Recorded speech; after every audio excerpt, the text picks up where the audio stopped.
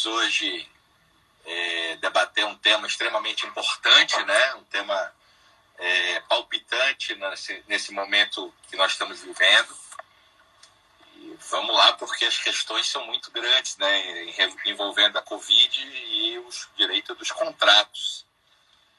O que você quer começar a falar para a gente começar depois as questões? Se quer fazer alguma introdução específica ou a gente já começa com questões? Como é que você prefere?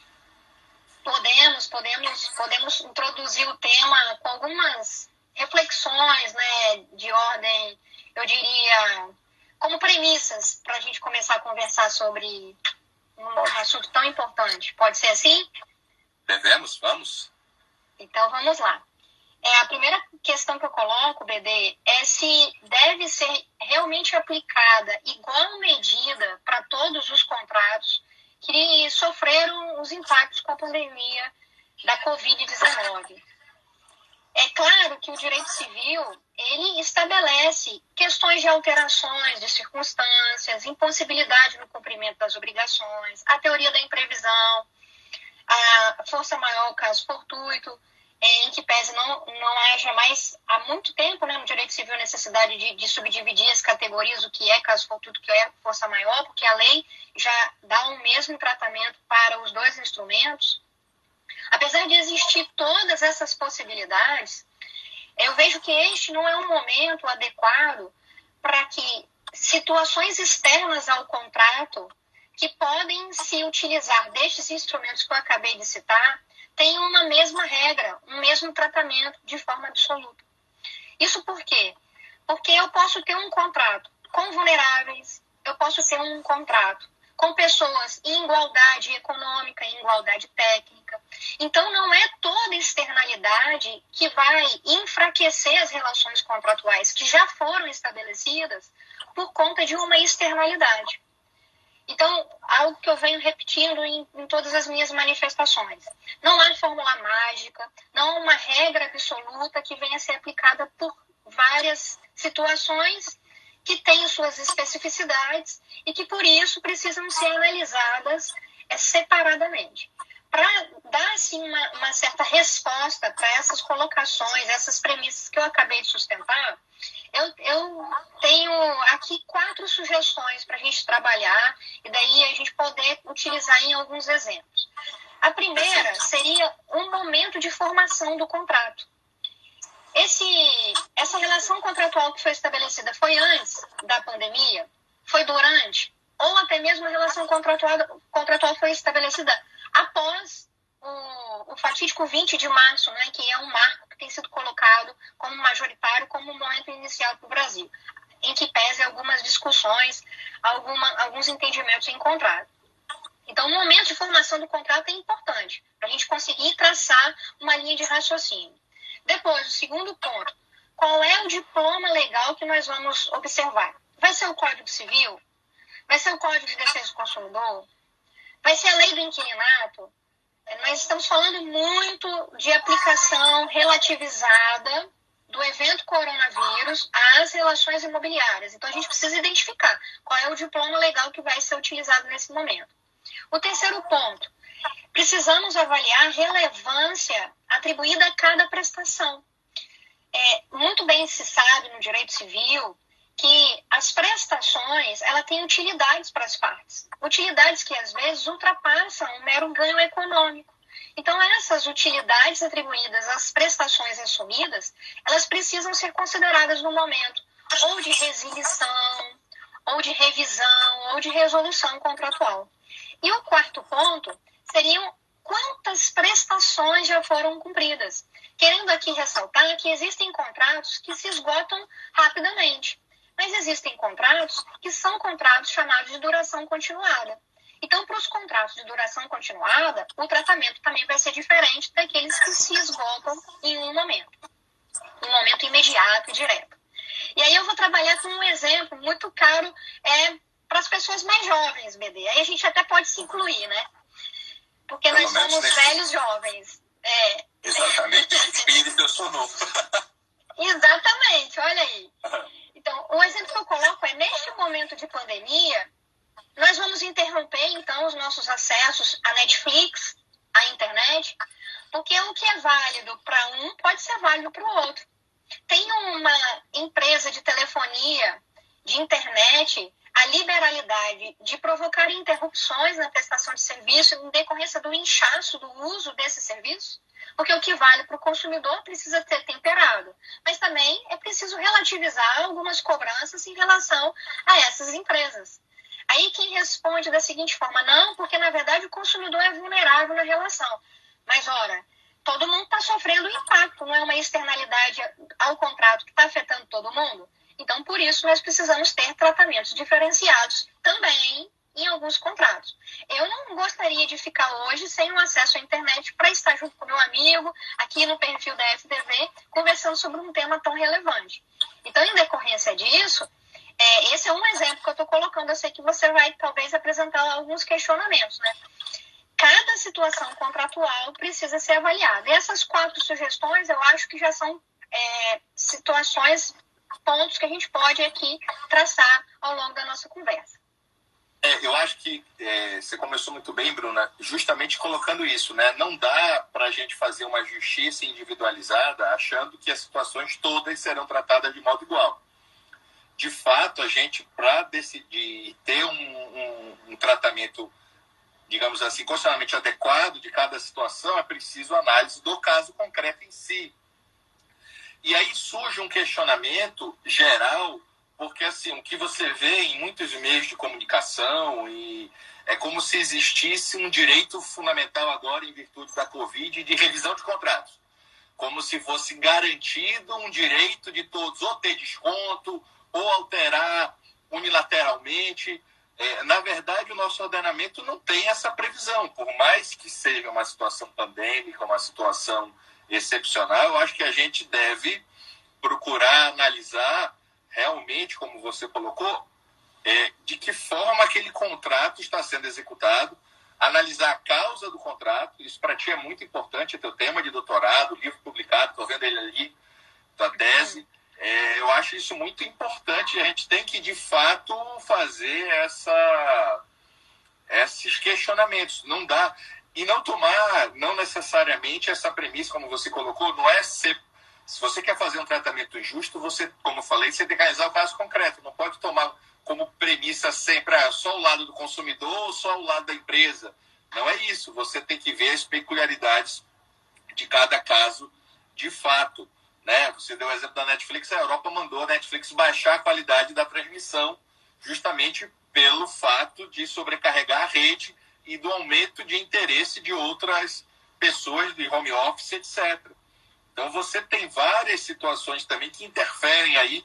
O cidadão não pode reclamar da qualidade agora da imagem se foi uma externalidade não imputável à empresa, por exemplo, no caso lá. Então assim, a gente tem realmente várias questões. O que você tem a falar sobre esse aspecto? Perfeito, BD. Você realmente pegou em essência essa abordagem inicial. E aí eu acrescento uma alteração muito recente no Código Civil que veio com a Lei de Liberdade Econômica. Lá nos artigos 113 e 421A, a intervenção nos contratos ela precisa ser mínima. Isso porque a figura da Lei da Liberdade Econômica enaltece a conservação dos contratos acima de tudo. Então, realmente, BD, eu não posso falar que o direito de revisão contratual é fundamental, nem tampouco como um direito garantido no Código Civil. Partimos primeiro da Constituição, depois a gente vai olhar o Código Civil para ver se isso é um direito fundamental. Isso é um direito previsto no Código Civil? Não é. O que está cada vez mais claro no Código Civil é a manutenção do acordo. É claro que o Código, e aí vamos citar alguns artigos, especialmente em homenagem aos alunos que aqui estão já pensando em revisão para a prova. Vamos pegar aí, o artigo 317 do Código Civil, o artigo 478. Esses dois dispositivos, eles trazem a figura da alteração... Deixa eu tirar meu fone aqui, porque eu acho que não está legal o áudio. Tá me ouvindo bem? Agora eu tô ouvindo melhor. Tava dando um chiadozinho, agora tá melhor, Bruno. Ficou melhor. Tá. Então, os artigos, como eu estava dizendo, os artigos 317. Ainda está chiando, não tá? Não, mas para mim melhorou bastante, substancialmente. Melhorou? Os artigos 317 e 478 trazem a figura da aplicação da onerosidade excessiva e da teoria da imprevisão. Isso eu vou aplicar indistintamente em toda situação que esses dois artigos serão utilizados para uma proposta de revisão do contrato ou até mesmo uma extinção. Se a gente pegar a regra do artigo 478, quando verificados os 3 requisitos para a aplicação da teoria da imprevisão, contrato de duração continuada, onerosidade excessiva, e que realmente isso tenha gerado aí um desequilíbrio grave ao contrato, o contrato teria que ser extinto. Mas é pacífico na doutrina e na jurisprudência também a possibilidade de revisão. Só que o que acontece na nossa jurisprudência? Existe muita fala em torno da teoria da imprevisão, mas poucos casos que levam a ela. Um exemplo que a gente trabalha muito em sala de aula é a crise econômica de 2008. Que de fato afetou abruptamente alguns contratos. A crise americana afetou abruptamente alguns contratos no Brasil. Então, realmente, essa é uma externalidade gravíssima que não se imaginava a repercussão disso nas nossas contratações. Agora, nós não sabemos, com a pandemia, em que pese estarmos no meio dela, se é realmente o meio, se é o início ou se é o fim. Nem tampouco o tempo de crise econômica realmente isso vai ocasionar. E aí a gente volta à lei da liberdade econômica. Será que neste momento que a gente precisa trazer à tona a figura da solidariedade, que também é uma solidariedade constitucional, mas que tem implicação nas relações privadas, não é o momento da gente falar mais em cooperação? Aí vamos trazer a análise econômica do direito para o debate, BD. Um contrato que sofre uma mudança hoje em seus valores, ele vai gerar efeito para o futuro. Uma empresa vai estar perdendo agora, mas depois ela vai querer resgatar todo o prejuízo que ela teve, aumentando o preço nas próximas relações contratuais. E isso não é bom para ninguém. Isso não é bom nem para a empresa, nem para o consumidor. Então, o sofrimento, vamos chamar assim, a crise que vai impactar talvez determinados contratos, vão gerar consequências no futuro. Eu trago um exemplo aqui, Bebê, que é o exemplo do contrato imobiliário. Projetos não estão sendo aprovados pelas prefeituras. Pessoa em contato com a... Deu uma travada agora. Travou. Um pouquinho para mim também. Voltou. Voltou. Ótimo. Pronto. Os projetos não estão sendo aprovados. As construtoras, elas estão com capacidade de trabalho reduzidas, porque menos funcionários estão ali dentro. Algumas obras estão paradas, isso é fato. Outras estão funcionando. Mas os insumos não estão chegando adequadamente no tempo que deveriam. Então, está todo mundo sofrendo impacto. Agora, isso é motivo para uma construtora alegar o atraso na entrega da obra? Aí eu tenho que analisar, né, BD? Qual foi o momento... Pode ser que sim, pode ser que não. O contrato, aquela primeira resposta, sugestão também, né? Quando o contrato foi formado? Ele foi formado agora? Ele já se iniciou tem 2 anos, tem 3 anos e faltam poucos meses para a obra acabar. Então, vem dessa cooperação, dessa solidariedade que precisa estar presente nessa relação. As partes precisam realmente pontuar esse equilíbrio tão desejado nas prestações. Eu trago aqui mais uma vez na fala, BD, eu vou encerrar e passo para você, a figura do equilíbrio contratual que é enaltecido na obra do Anderson Schreiber, na hora que ele trabalha a figura do dever de renegociar. Eu participei na semana passada de um evento no grupo de pesquisa da Universidade Unilassalle, lá em Canoas, Porto Alegre, junto com o professor Marcos Catalã, Marcos Errar, diversos outros grandes civilistas, em que nós chegamos a um ponto de debate.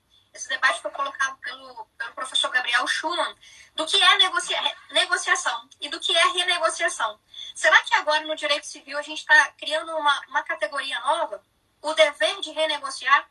E se esse dever for descumprido, isso vai ensejar uma responsabilidade civil? Aí o Marcos Errar, recentemente, ele comentou em uma das manifestações dele, podemos trazer a lente da responsabilidade civil para esse momento. Imagine que a gente comece a falar em responsabilidade civil imputando perdas e danos para as pessoas. Aí o cenário se torna muito mais caótico, né?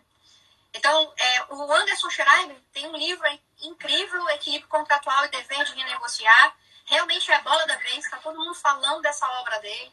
E realmente a gente precisa refletir mais sobre esse assunto.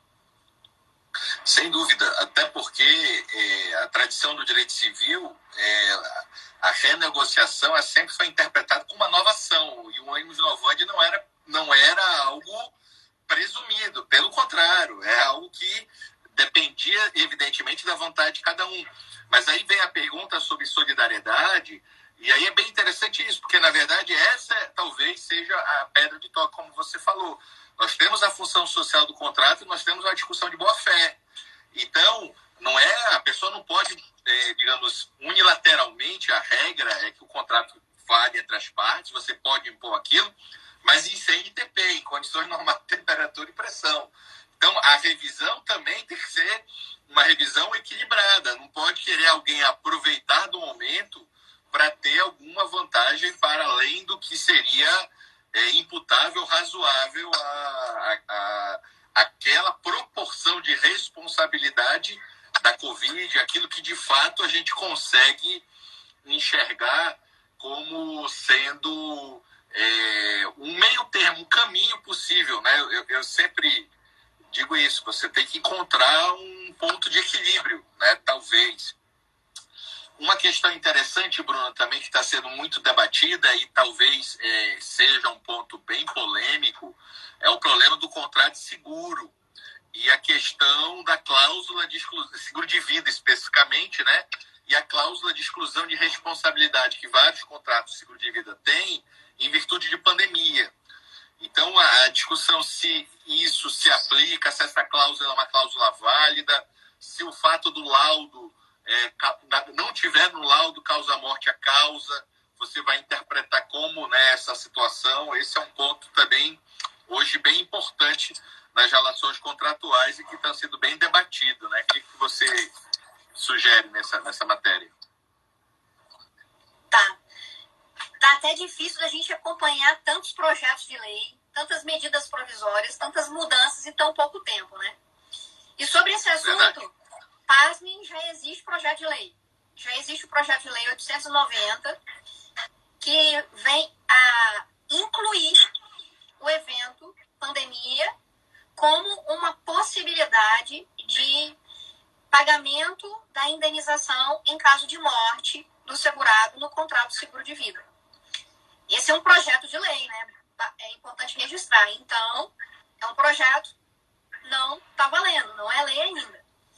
E aí entra a questão, seria válida a cláusula que exclui o dever da seguradora de pagar a indenização em decorrência do evento morte por conta da pandemia?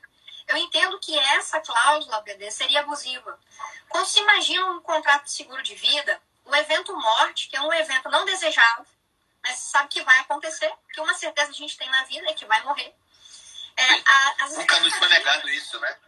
Então, as expectativas do segurado é que ele vai proteger a família dele. Então, veja, como que nessa relação segurador e segurado, a figura de um contrato como este, que vem a tutelar a personalidade, a existência, o interesse a ser protegido tem uma relevância muito interessante.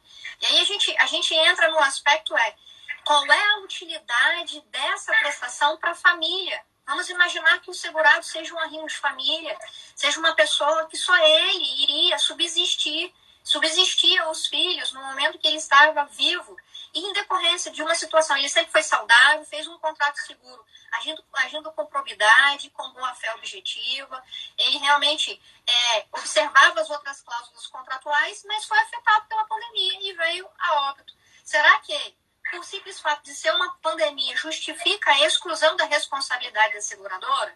Eu entendo que essa cláusula, numa visão aí consumerista, coisa que pouco eu sou mais liberal nas relações privadas, eu acho que nesse caso precisaria existir uma flexibilidade. Aí vamos colocar já um contraponto à minha fala.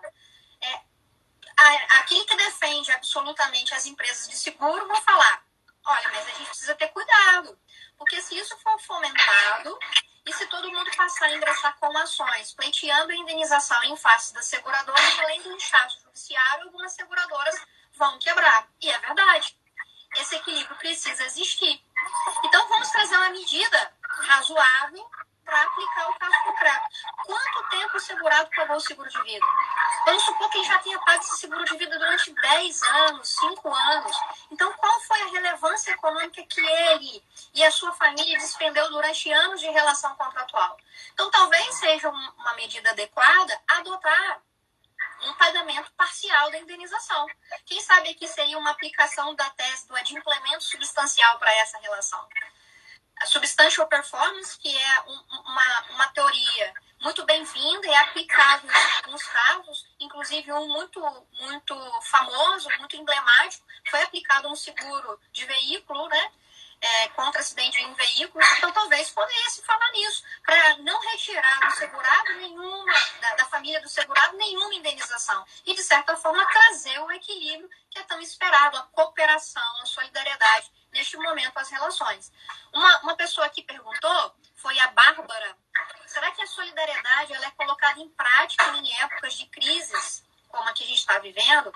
É válido lembrar que a solidariedade que nós estamos colocando aqui não é uma solidariedade sob um prisma da vertente filosófica, né, BD? É uma solidariedade com reforço constitucional. É uma solidariedade enquanto princípio. E princípio, quando não é aplicado, ele pode aí gerar algumas interpretações favoráveis às soluções de casos concretos. Então, se ela tem sido ou não aplicável, eu não sei. Mas a proposta aqui é que seja no vetor interpretativo. E eu concordo, Bruna, contigo, ainda mais que normalmente a cláusula é redigida, inclusive falando que direta ou indiretamente causada pela pandemia. Quer dizer, você vê que, na verdade, há um caráter leonino, há um caráter abusivo, sim, nessa cláusula.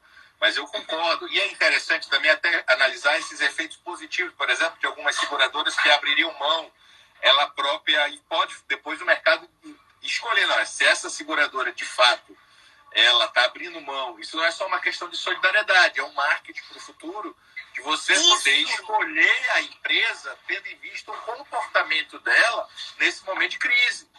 Exato.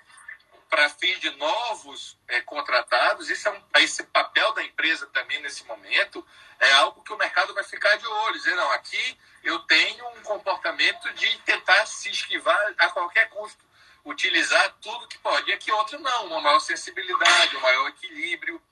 É algo que me parece que pode também ter alguma relevância na questão. Perfeito. E eu faço um gancho aqui, BD, para citar um autor muito antigo do direito civil, que eu utilizo muito a obra dele, A Obrigação como Processo, Clóvis do Couto e Silva. Os alunos aqui de obrigações vão entender muito bem isso. A obrigação ela é entendida no sentido dinâmico. O programa obrigacional ele não é estático. Quando eu começo a enxergar uma obrigação, que ela tem feixes que irradiam para um todo, é isso que você falou. Qual vai ser a visibilidade que essa seguradora vai ter para o mercado em futuras contratações? Isso é também falar em solidariedade. Talvez alguém venha colocar uma crítica em nossa fala, falando que isso pode ser utilitarista, né? Meramente utilitarista, mas não é. O contrato, ele serve para gerar prestações recíprocas, ele serve para gerar utilidade econômica, e essa utilidade econômica vai acabar alcançando uma função interna das partes, mas também uma função externa, vai atingir um grupo de indivíduos, uma coletividade, e às vezes um interesse que é difuso, que a gente não consegue nem alcançar. E pensando nesse momento morte, um momento delicado, essa é uma projeção para o futuro que alcança famílias, famílias e famílias. Podemos, nessa linha, também falar a questão do plano de saúde. Você vê que logo que tudo aconteceu no Brasil, já foi incluído como uma atividade a ser praticada pelas operadoras de saúde o tratamento pelo evento Covid-19. Nada mais razoável, né? Aí Perfeito, outras reflexões vão surgindo em torno disso. Em que medida o plano de saúde tem que se readequar a essas prestações? Você estava falando da teoria do adimplemento substancial, que é muito interessante, né? Ela é muito legal. E também a teoria do dever de mitigar o dano, né? Essa discussão sobre o dever de mitigar o dano como parte integrante de uma relação contratual eu acho ela muito importante, porque justamente reforça a ideia de boa-fé. Não importa se a cláusula me dá direito, eu não posso simplesmente procrastinar, me valer, abusar da minha condição do direito para, me valendo dela, ter alguma vantagem excessiva, né? Perfeito. Eu vou trazer um exemplo sobre isso, para ficar claro para os profissionais que nos acompanham, mas também para os nossos alunos, né? E aí eu vou acabar com isso respondendo algumas perguntas que eu já li aqui. Você está trazendo o dever de mitigação do prejuízo. Nós importamos isso, né, para o Brasil, Dirty to Mitigate the Loss. Então, o credor tem o dever de mitigar a própria perda. E por que ele tem esse dever? Porque vamos pensar num contrato que dura muito tempo como financiamento. É um contrato de duração continuada que as prestações, além de, em algumas vezes, terem o próprio retorno financeiro para uma instituição, vamos colocar uma instituição financeira como alvo do nosso exemplo, tem a taxa de juros. Tudo vai mudar agora, né? Se uma pessoa se tornar inadimplente e não for devidamente notificada por essa instituição financeira, a tendência é que a dívida aumente cada dia mais, cada mês, anos. Então, o credor, ele tem o dever de comunicar, cientificar o devedor de como está a dívida, quais foram os juros, as multas que foram a eles imputadas. Agora, não vamos nem ainda falar da possibilidade de revisão desse contrato, é só aplicar a teoria em si, o dever de mitigar a própria perda. Aí a gente volta na solidariedade. Essa postura de imputar esse dever de informação ao credor, à instituição financeira, no exemplo financiamento, ela é um exemplo típico de solidariedade nas relações privadas. Porque se ele se mostrar inerte, o que é melhor para uma instituição financeira? A inadimplência do devedor. Eu vi falando isso nas minhas aulas. Quanto maior for a inadimplência do devedor, melhor é para a instituição financeira, porque há um inchaço cada vez maior do débito. Então, muito bem lembrada a teoria do dever de mitigar a própria perda. Faz muito sentido falar dela. E aí, BD, eu vou trazer aqui, se você me permitir, tomando aí como sequência na fala, o projeto de lei 1179, que é um projeto que estabelece um regime de urgência às relações privadas. Eu vou falar aqui agora do contrato de locação. O projeto tenta inibir, né, pelo menos neste momento, a possibilidade de despejo em caráter liminar. É projeto de lei, não é lei ainda, é importante fazer essa ressalva. Só que eu vejo aqui, BD, que o projeto esquece que nem toda locação é uma locação que as partes estão desiguais. Ou seja, tem uma grande empresa alugando e tem um locatário vulnerável no outro lado do contrato. Perfeito.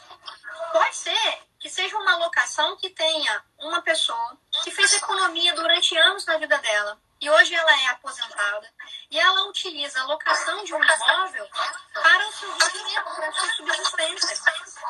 Então, será mesmo que a gente vai aplicar a mesma regra a toda e qualquer locação? Ainda nesse exemplo da locação, vamos comparar. Excelente exemplo, Bruno. Excelente exemplo. A locação de um shopping center. A história já muda, porque o shopping está fechado. E quem determinou que o shopping ficasse fechado? Foi o poder público, fato príncipe. Então, o motivo pelo qual o shopping fechou foi uma determinação de uma norma que é válida neste momento para salvaguardar todo o interesse coletivo. Ok.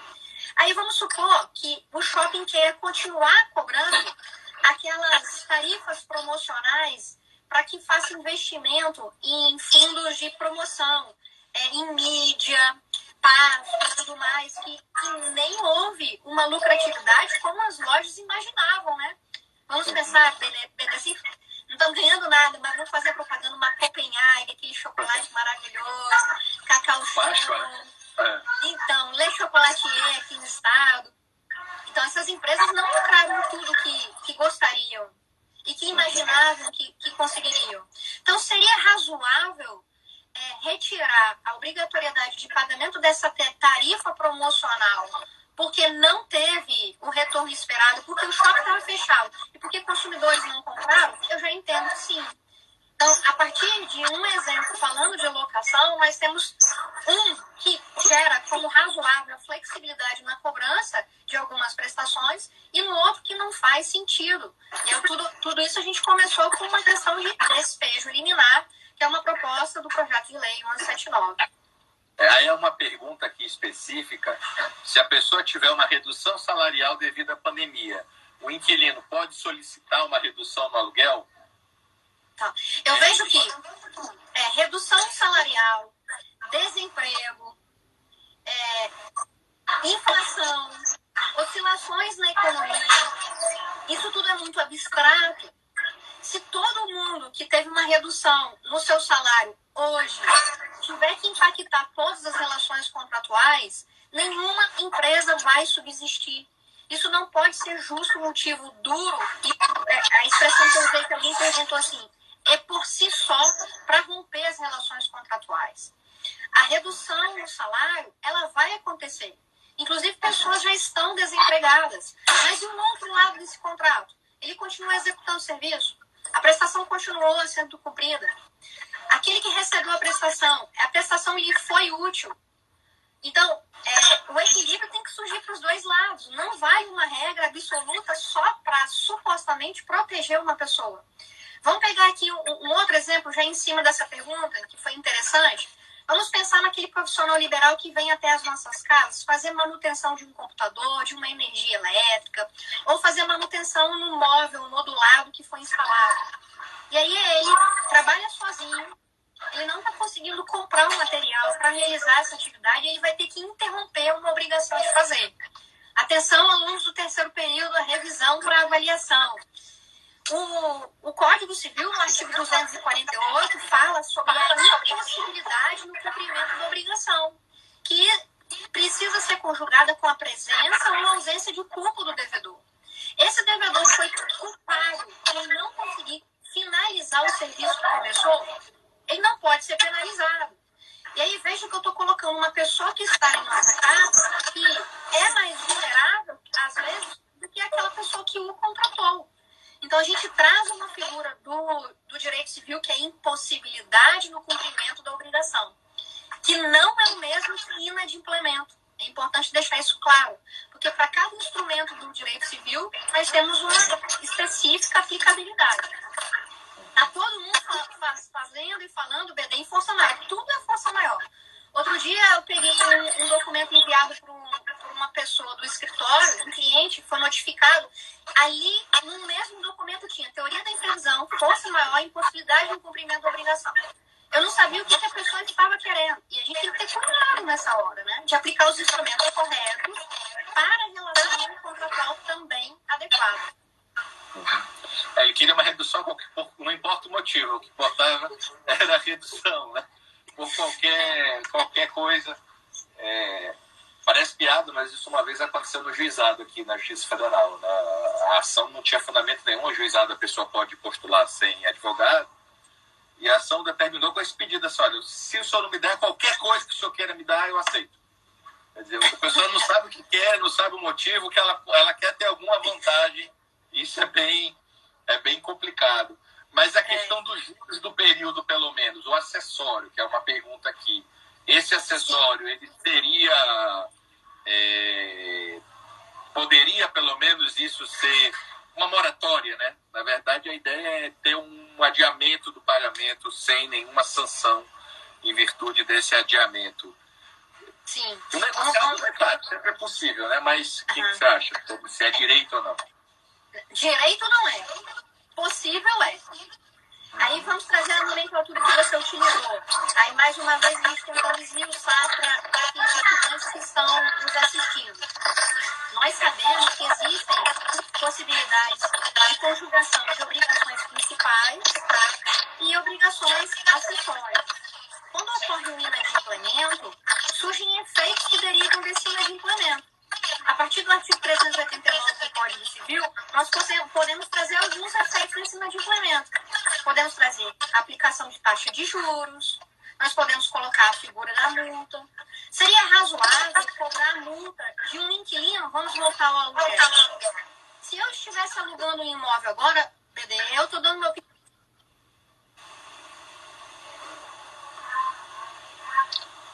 Eu não coloquei meu celular no modo avião, aí meu celular acabou de tocar. Se eu tivesse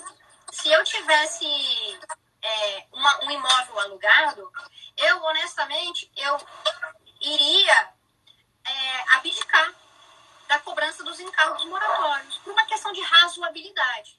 Se existisse prova por parte do locatário, de fato, o principal, o aluguel em si, ele teria condições de pagar, e os encargos não. Eu estou falando de uma relação paritária, Bruna, pessoa física, locatário, pessoa física, que está no imóvel residencial. Tá vendo que eu fiz um corte? Nós precisamos analisar cada contrato em uma ótica. E como você falou, tudo vem no detalhe. O cara já está devendo aluguel há 2 meses antes. Antes da pandemia, ele já estava atrasado. Então você vai dizer que agora a pandemia é a causa, agora é o motivo, se já tinha uma situação antecedente, ele pagava 2 meses, atrasava a história do contrato dele. Então, é justamente isso. A análise tem que ser mesmo caso a caso. Não dá para ter uma regra abstrata. Aí vamos colocar uma outra situação. Uma pessoa que deixa de pagar o telefone, deixa de pagar a internet, deixou de pagar o celular. E aí está colocando a culpa na pandemia. Mas ela está usando o celular. O que ela mais faz em casa é usar o celular. O simples fato, aí voltando à expressão que alguém perguntou, o simples fato da pandemia existir é um motivo razoável. Uma pessoa que está tendo a utilidade econômica da prestação, fazendo a ligação, usando a internet, parar de pagar. Ela vai falar porque os bancos estão todos fechados. Aí eu vou flexibilizar isso. Não tem atendimento. Tem atendimento, às vezes, com horário marcado. Algumas agências estão funcionando. Mas tem internet bank, né, BD?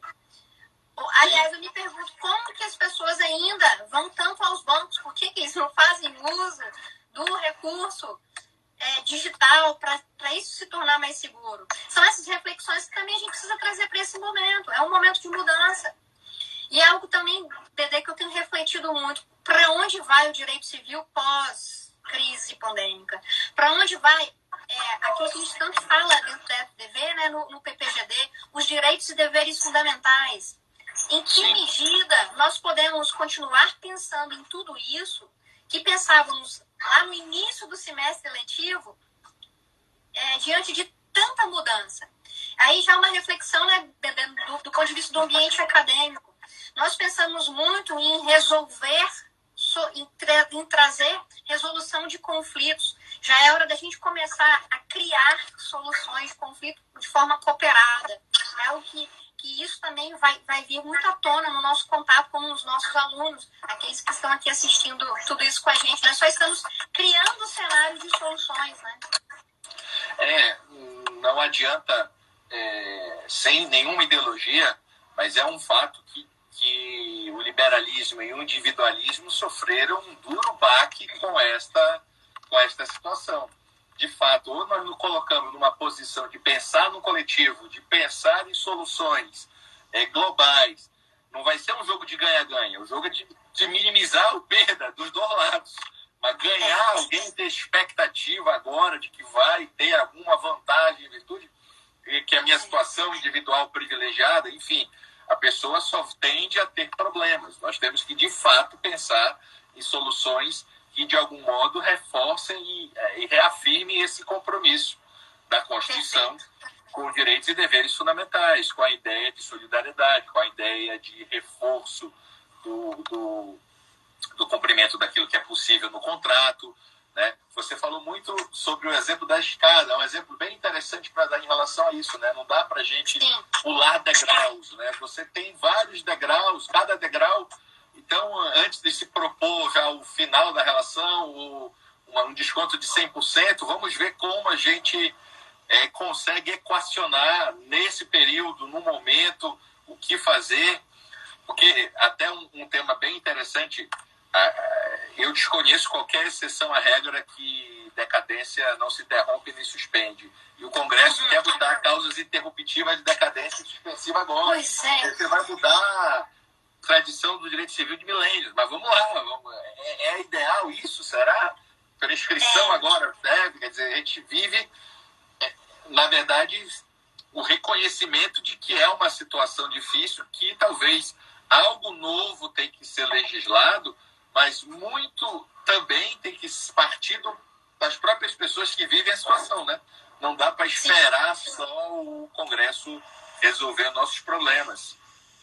E também tem gente levantando a bandeira de suspensão de prestações. Poucos são os momentos dentro do Código Civil que taxativamente tem escrita a palavra suspensão em relação privada. Por exemplo, dentro do contrato de empreitada, existe uma figura de suspensão. Em todas as outras situações no Código Civil, ou é resilição, uma manifestação unilateral, ou bilateral, na figura do distrato, interrompe o contrato, revisão, temos uma abordagem, extinção propriamente dita por meio da resolução, e suspensão não. Então, existem já projetos de lei trazendo a figura da suspensão. Quer dizer, a gente acaba reformulando normas que são relevantes para o direito civil, como a decadência que você está colocando, e que depois nós vamos precisar refletir. E agora? E o momento pós-Covid? Porque a gente acaba interrompendo um momento de construção, não só ideológica, né, BD, mas também de construção teórica, acadêmica, de anos e anos. Isso acaba fragilizando as relações que já foram estabelecidas. Aí a gente vai ter que começar a analisar no judiciário, né, BD? O que aconteceu antes, eu aplico qual regra? O durante, qual regra? E o depois, qual regra? E aquilo que, por exemplo, o projeto 179 está querendo evitar, que é a judicialização em massa, eu acho que em alguns pontos ali vai gerar o efeito reverso. Vai fomentar a judicialização e precisa ter cuidado. O Bruno, da Luz, fez... Só para terminar isso que está falando, Bruno, desculpa, eu acho isso, porque o que o legislador vai falar está sujeito à Constituição.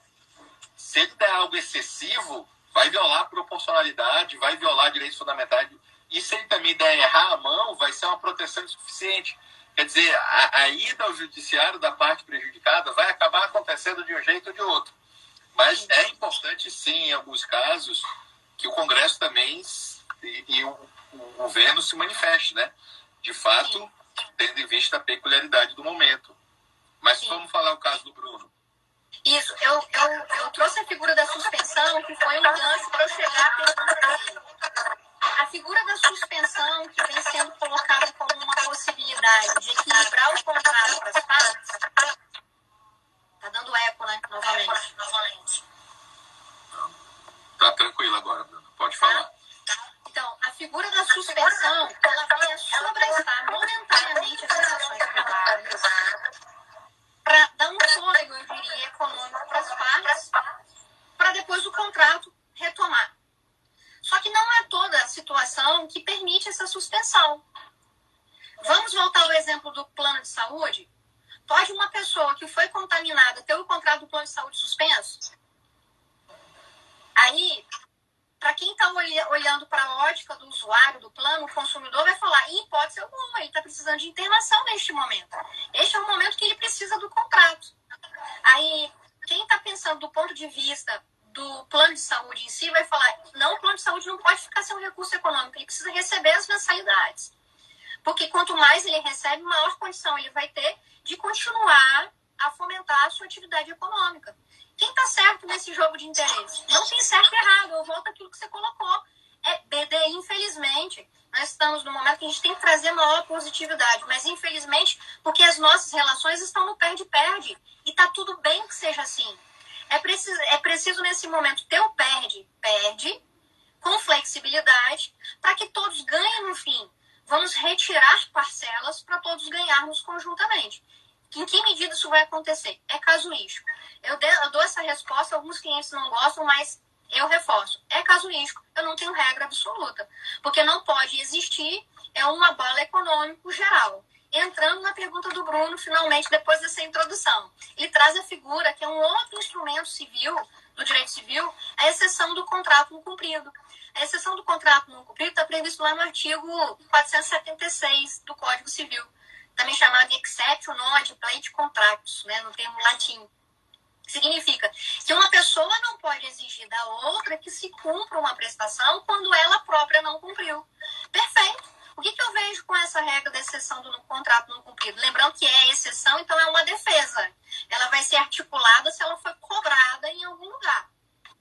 Aí, no caso, a ideia do código, se ela foi cobrada judicialmente. Então, se ela foi cobrada judicialmente, a cumprir a parte dela, mas a outra também não cumpriu, então vamos trazer um equilíbrio para essa relação contratual. Aí é só essa ressalva mesmo que eu acredito que o doutor Bruno sabe, mas ele levantou a bola, foi uma excelente pergunta.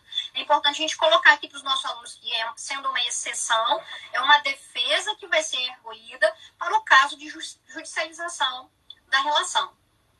E a questão administrativa da eventual responsabilidade do Estado por atos lícitos, porque a gente pensa muito em responsabilidade civil por ato ilícito.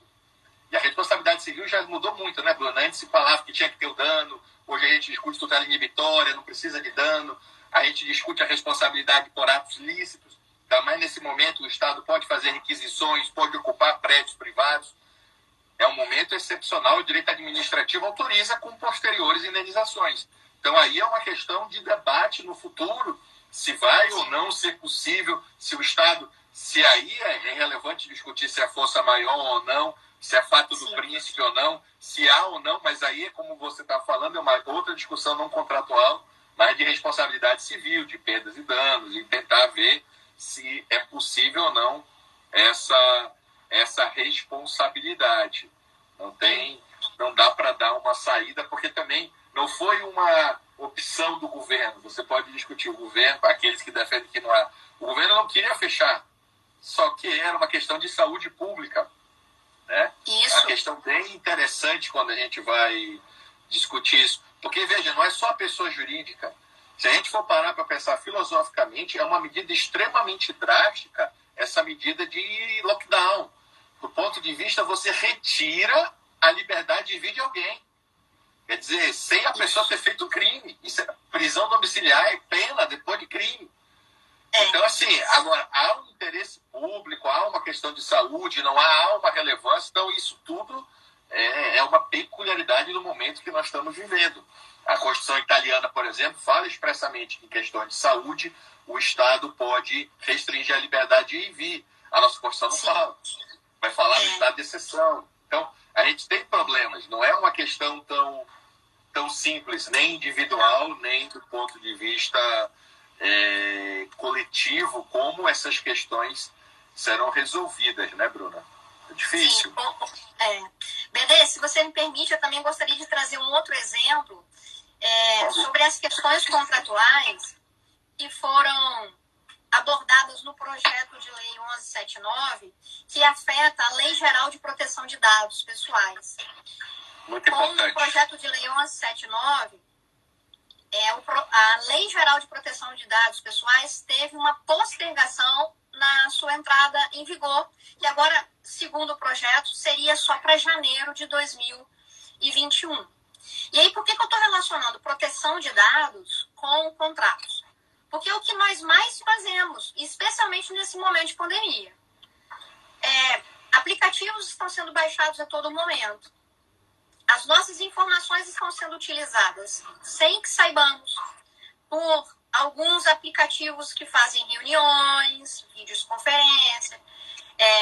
Nós estamos baixando mais artifícios tecnológicos para melhorar a visibilidade de imagens. Então, nós estamos baixando aplicativos para melhorar vídeos, fotos, porque os professores também estão sendo que ser mais blogueiros, né, Bebê? Eu diria que estão sendo mais, as pessoas falam que eu sou blogueira, então eu estou tendo que ser mais.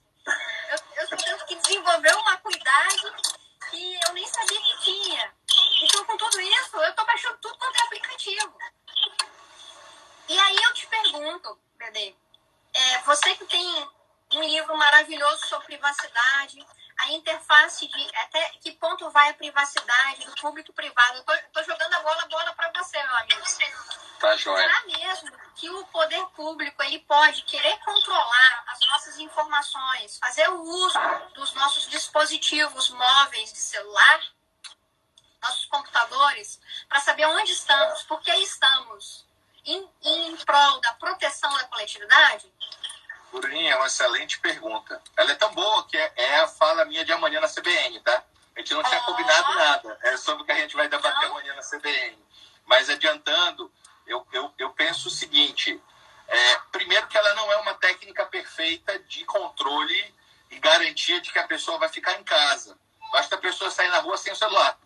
Se a pessoa sair na rua sem o celular, ela burla a questão. Só que as pessoas... O celular é parte integrante do corpo, né? A pessoa não consegue sair de casa sem o celular dela.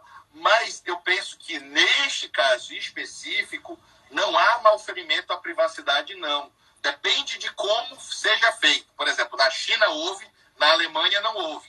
Por quê? Porque a operadora só pode informar ao Estado exclusivamente a localização daquela pessoa. Ponto. Ela não pode informar nenhum outro dado. Esse é o X da questão.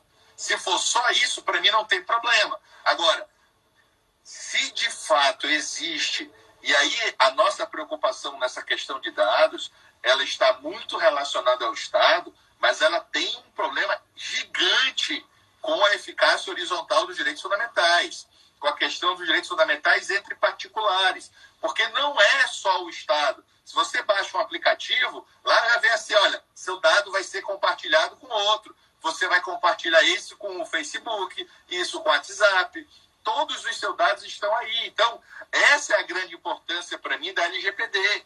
Não é só o Estado, especialmente o particular, é o grande violador e o grande fomentador de interesse nos seus dados. Isso é algo extremamente... preocupante, porque, na verdade, o Brasil não fez a autoridade central até agora, está enrolando o que é a LGPD há muito tempo. De novo, aquela discussão de pandemia. Há muito tempo a LGPD já tinha a previsão que ia entrar, uma série de medidas preparatórias deveriam ser feitas e não estão sendo. Perfeito. E o nosso marco civil da internet é insuficiente. Infelizmente, ele é insuficiente. Ele é alguma coisa, mas ele é bem insuficiente. Entendeu? Exatamente. E essa também é a minha posição, Dedê. Eu acho que foi um oportunismo econômico ter sido inserido esse artigo no projeto. Perde muito o Brasil internacionalmente, perde muito o Brasil em visibilidade. Nós perdemos muito na tutela dos nossos dados pessoais, dos nossos dados sensíveis. O meu digníssimo marido, que está participando ativamente aqui da live, ele colocou aqui o Zoom. Grande abraço para ele. Está sendo rejeitado por grandes empresas. E é verdade. Com coraçãozinho para você, viu? Com coraçãozinho para você. Não foi uma manifestação qualquer. Então, o Zoom foi rejeitado por grandes empresas, BD. Por quê? Porque está quebrando o sigilo, está transferindo dados pessoais. Isso já está sendo amplamente divulgado. Quer dizer, imagina, a gente está no meio de uma live, uma aula com os nossos alunos não querem que as imagens deles ou até mesmo os nomes sejam utilizados. Vem uma empresa privada, faz uso de um dispositivo que está no meu computador, que está nos dispositivos de cada pessoa, ou eu estou numa reunião com um cliente, e aí esse dispositivo, as informações que estão aí, que são privadas, imagina se é um caso envolvendo a relação familiar, como eu fiz um atendimento ontem, por meio de aplicativo, envolvendo uma ruptura de relação familiar e uma transferência indevida dessa informação. Perdemos muito se isso passar, se isso realmente acontecer, se a vigência for postergada. Eu acho que o momento de adaptação para entender o que é proteção de dados, que culturalmente é proteção de dados, ele já está acontecendo. Todos nós já sabemos da importância disso. A simples desculpa de que os empresários, o núcleo empreendedor do Brasil vai ter mais tempo, tem muito empresário que quer que a lei emplaque, porque isso vai gerar ainda maior rentabilidade e maior visibilidade no comércio internacional. É assim que grandes empreendedores pensam, né? É Eu transparência e quero melhor. respeito à privacidade. É transparência e É respeito à isso. privacidade. Medida de conformidade. Essa é a bola da vez para todo mundo, nas nossas relações privadas, nas nossas relações empresariais. E é assim que tem que ser. Concordo. Proteção de dados é direito e dever fundamental.